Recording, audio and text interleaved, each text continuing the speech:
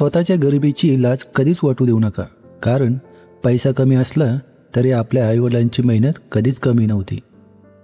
जगासमोर किती चांगलेपणाचा देखावा केला तरी कर्म हे कर्म असतात, ते आज ना उद्या भोगावे लागतात. माणसं बदलत नसतात, कालांतराने ती मुळात कशी आहेत हे कळतं. समजदार व्यक्तींना समजवण्याची गरज नसते. असमजदार व्यक्तीस देवही समजू शकत नाही. तुमचं राहणं तुमची श्रीमंती दाखवते आणि तुमचं वागणं तुमचे संस्कार दाखवत आहे. जबाबदारी नावाचा विषय कोणत्याच शाळेत शिकवला जात नाही. काही गोष्टी देवावर सोपवण्याचा अधिकार त्यांनाच असतो ज्याचे प्रयत्न प्रामाणिक असतात.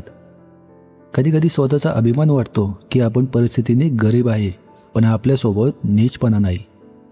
नशिबापेक्षा जास्त मिळवायचे असेल तर हिशोबापेक्षा जास्त कष्ट केले पाहिजे.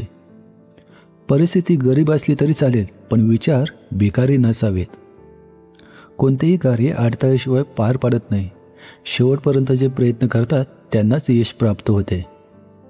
अपमानाचा बदला भांडण करू नव्हे तर समोरच्याच्या व्यक्तीपेक्षा जास्त यशस्वी होऊन घेतला जातो. ज्या दिवशी आपले विचार मोठे होतील त्या दिवशी मोठे मोठे लोक आपला विचार सुरू करतील.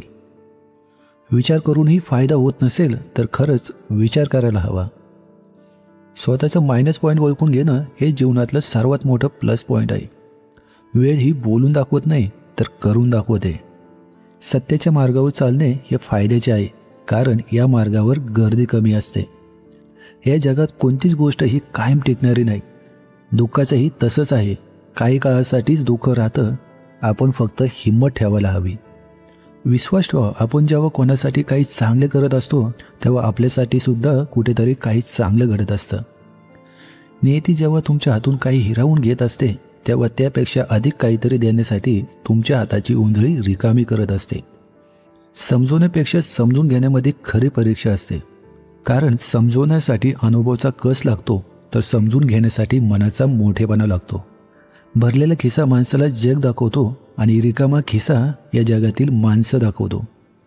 जर तुम्ही गरीब म्हणून जन्माला आला तर त्यात तुमची काही चूक नाही, मात्र जर तुम्ही गरीब म्हणून मेला तर यात तुमची चूक आहे. आपल्या विचारांना कंट्रोल करायला शिका, नाहीतर तुमचे विचार तुम्हाला कंट्रोल करतील. कासवाच्या गतीने का होईना पण रोज थोडी थोडी प्रगती करा. खूप ससे येतील आडवे, बस त्यांना हरवायची हिंमत ठेवा. पुन्हा जिंकायची तयारी तिथूनच करायची जिथे हारण्याची जास्त भीती वाटते.